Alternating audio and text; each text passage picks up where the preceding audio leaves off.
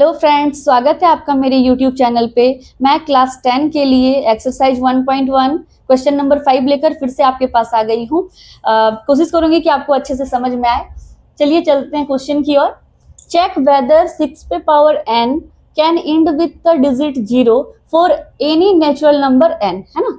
क्या कह रहा है आपसे कि कोई भी नंबर 6 पे पावर n है तो क्या वो, अगर उसके पावर पे कोई भी नंबर रखा जाए तो क्या वो 0 पे खत्म होगा, ये समझना है। ठीक है, तो देखिए पहले तो हम लोग ये समझेंगे कि किसी भी ऐसा कोई भी ऐसा नंबर जिसका लास्ट में 0 है। ठीक है, कोई भी नंबर जैसे कि 20 ही मान लेते हैं। ठीक है, 20 मान लीजिए या फिर 50 भी मान लीजिए। तो ये देखिए, ये जो 20 है ये 0 के साथ इंड हुआ है ना, और 50 भी हमारा 0 के साथ इंड हुआ है, चाहे पावर कुछ भी हो। तो पहले तो ये जानना होगा कि अगर ये 20 0 पे खत्म हो रहा है तो इसके लिए क्या होना जरूरी है। ठीक है, तो क्या होना जरूरी है पहले देखेंगे कि इसका फैक्टराइज करके। तो फैक्टराइज में क्या क्या आ रहा है पहले वो ध्यान देंगे।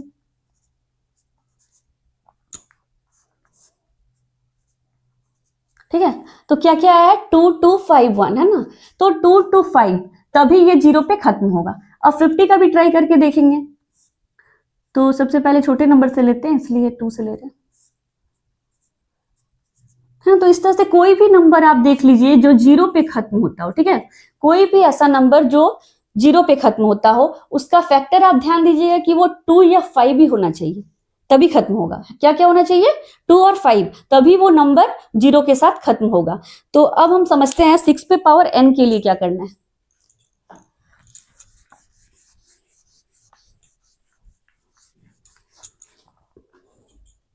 ना। 6 पे पावर n रखने पे तो पहले मैंने क्या कहा कि वो कोई भी नंबर होगा तो वो कम से कम तो 10 से डिविजिबल हो, मतलब 2 और 5 से डिविजिबल हो। तो लिखना होगा हम लोगों को पहले, इफ एनी नंबर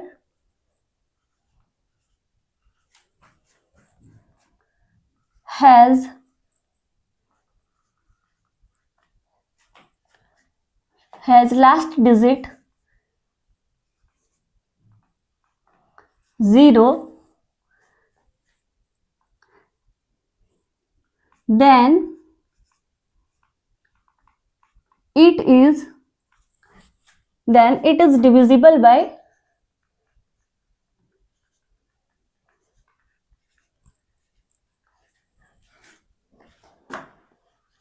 2 and 5।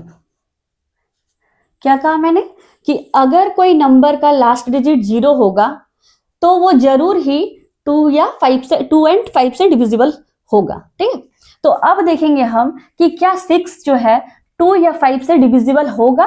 तो हम कहेंगे कि हाँ, 6 पे पावर n जो है वो आपका 0 पे खत्म होगा। ठीक है, तो नाउ द फैक्टर ऑफ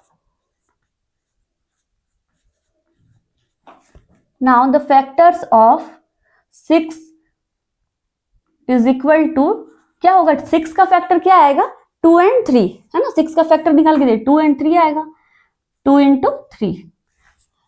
तो देखिए 6 का फैक्टर क्या आ रहा है, 2 और 3। तो 2 और 3 आ रहा है तो 2 से तो डिविजिबल है, लेकिन 5 से तो डिविजिबल नहीं है ना। तो इसका मतलब हुआ कि 6 जो है वो कभी भी 6 पे पावर n हो या 6 ही हो, वो कभी भी 0 पे खत्म नहीं होगा जब तक कि ये 5 से भी डिविजिबल ना हो जाए। ठीक है, तो यही लिखेंगे, सिंस 6 पे पावर n, सॉरी पहले लिख देना चाहिए factor,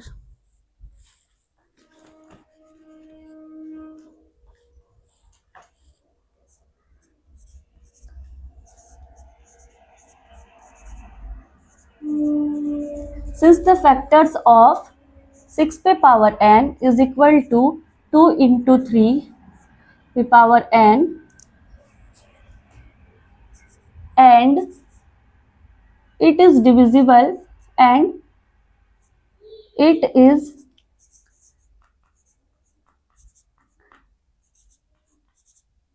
divisible by 2 but not by 5, so the 6 पे power n can not end with the digit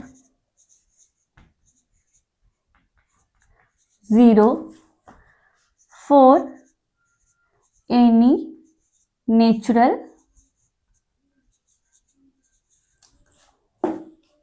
number n। तो समझ में आया आप लोगों को? मैंने वही बात बताई जो आप लोगों को मैंने शुरू में समझाया था उधर कि 20 चाहे 50 चाहे कुछ भी ऐसा नंबर जिसके लास्ट में 0 होता है, उसका फैक्टर्स 2 और 5 दोनों ही होता है ना, तभी वो 0 के साथ खत्म होता है। लेकिन इसमें हम लोगों ने क्या देखा कि 6 जो है इसका फैक्टर 2 और 3 ही आ रहा है, 5 तो आ ही नहीं रहा है। तो इसलिए 6 पे पावर n भी रख देने पे इसका फैक्टर 2 और 3 के फॉर्म में इसे मिल रहा है, 5 यहाँ पे एब्सेंट है। तो हम कहेंगे कि 6 पे पावर n जो है कभी भी 0 के साथ इंड नहीं होगा। ठीक है, तो समझ में आया होगा आप लोगों को अच्छे से। तो प्लीज लाइक और कमेंट जरूर कीजिएगा, और अगर सब्सक्राइब नहीं किया हो तो प्लीज सब्सक्राइब कर दीजिएगा। एक्सरसाइज 1.1 का क्वेश्चन नंबर 6 बताने जा रही हूँ। Explain why this and this are composite numbers. ठीक है, हम लोगों को इस एक्सप्रेशन को और इस एक्सप्रेशन को बताना है कि ये कंपोजिट नंबर्स हैं। तो फ्रेंड्स, मैंने आपको पिछले ही एक क्लास में बताया है कि नंबर्स में कंपोजिट नंबर्स क्या होता है ना। तो कंपोजिट नंबर का मतलब होता है कि वो नंबर, कंपोजिट नंबर क्या होता है जो खुद के टेबल से और 1 से कटे, है ना, और इसके अलावे कोई अदर फैक्टर से कट जाए, है ना, दूसरे टेबल से कट जाए। मतलब वो खुद के टेबल में तो आना ही चाहिए, 1 में भी आना चाहिए और कोई दूसरे टेबल में भी आना चाहिए, तब हम कहेंगे कि वो कंपोजिट नंबर है। तो चलिए देखते हैं।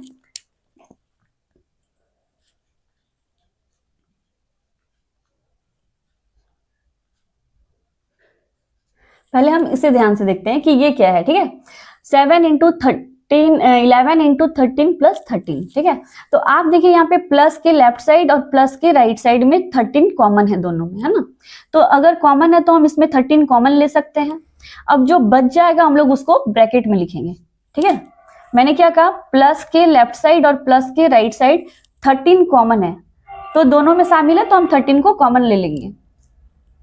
13 कॉमन ले लिए, तो अब क्या बचा है हमारा 7, यहाँ पे 7 बच गया है, यहाँ पे 11 भी बचा हुआ है, और 13 तो मैंने कॉमन लिया है, मतलब ये बाहर आ चुका है, तो 13 को नहीं लिखेंगे। फिर क्या है, प्लस है, और ये 13 भी बाहर आ चुका है, तो 13 की जगह पे 1 को लिखेंगे, क्योंकि 13 के टेबल में अगर 13 को डिवाइड करते हैं तो 1 ही आता है ना, तो 1 लिख देंगे। ठीक है, मैं फिर से एक बार रिपीट कर रही हूँ, इन दोनों में, इस पूरे में और इसमें मैंने 13 को कॉमन लिया है क्योंकि दोनों में शामिल है। 13 को कॉमन लेने से क्या बचा, बस उसको ब्रैकेट में लिखना है। तो क्या बचा है इधर, प्लस के लेफ्ट साइड 7 बचा, 11 बचा और 13 बचा है। सॉरी, 13 तो मैंने निकाल दिया है, तो 13 नहीं लिखेंगे, प्लस लिखा है मैंने, फिर 13 यहां से निकल चुका है, इसके लिए मैंने वहां पे 1 लिख दिया ना। अब आगे देखेंगे, 13 है, 7 इंटू 11 77 आएगा, प्लस 1, एक स्टेप और बढ़ा देंगे, 13, ब्रैकेट का मतलब इंटू ही होता है, तो यहाँ पे अब हम मल्टीप्लाई का साइन दे सकते हैं, 77 प्लस 1 78 आएगा। हो गया। तो अब देखिए कि इस एक्सप्रेशन का फैक्टर क्या क्या आ चुका है, 13 और 78।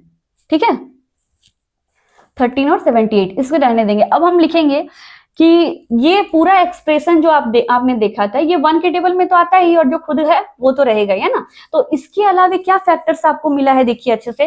तो इसके अलावे हम लोगों को 13 और 78 इसका एक फैक्टर अलग से मिल गया है। तो इसका मतलब ये वाला एक्सप्रेशन क्या है, एक कंपोजिट नंबर है। तो लिखेंगे, since the factors of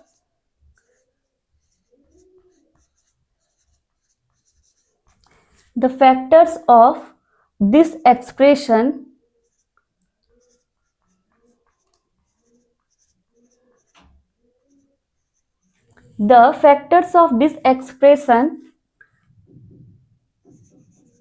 are 13 and 78, है ना, 13 and 78। सो पूरा ये एक्सप्रेशन लिख देंगे, 7 into 11 into 13 plus 13 is composite number.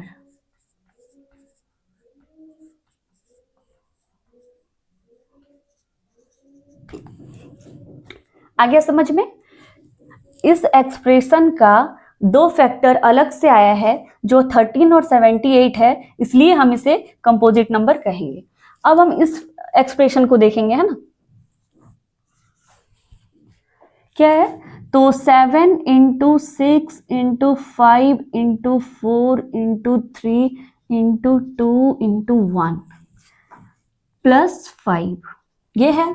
अब इस नंबर को भी क्या बताना है कि ये कंपोजिट नंबर है।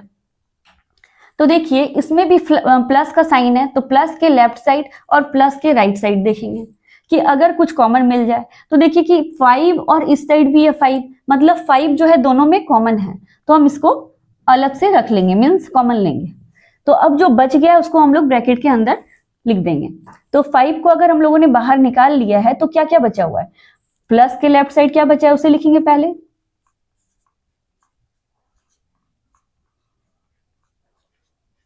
सॉरी 5 तो बाहर निकाल दिए तो 5 तो नहीं लिखाएगा,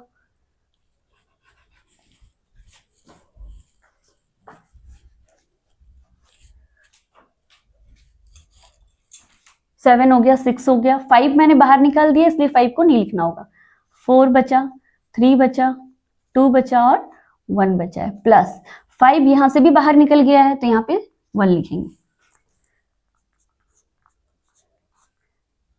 अब क्या बचा, इसको मल्टीप्लाई कर सकते हैं पूरे को, 7 6 जा 42, 4 3 जा 12, 12 2 जा 24,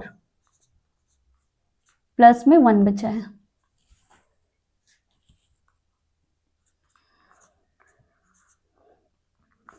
फोर्टी टू इंटू 24 करके देखेंगे,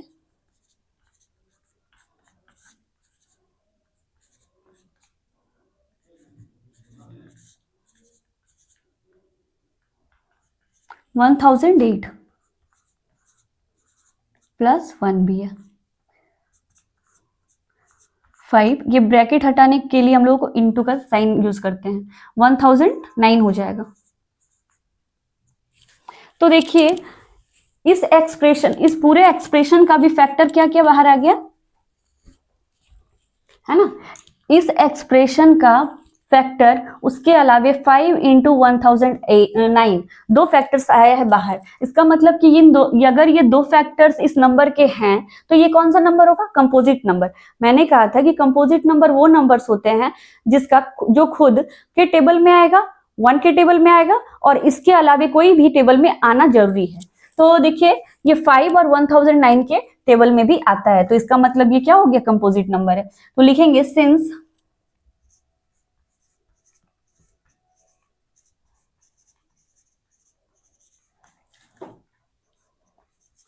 since the factors of this expression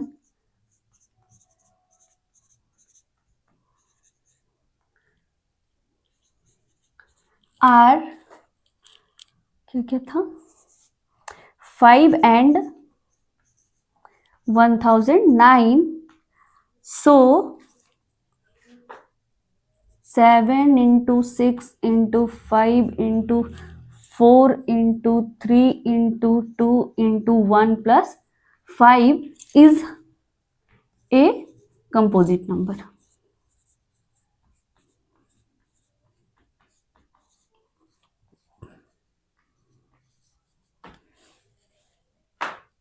Thank you.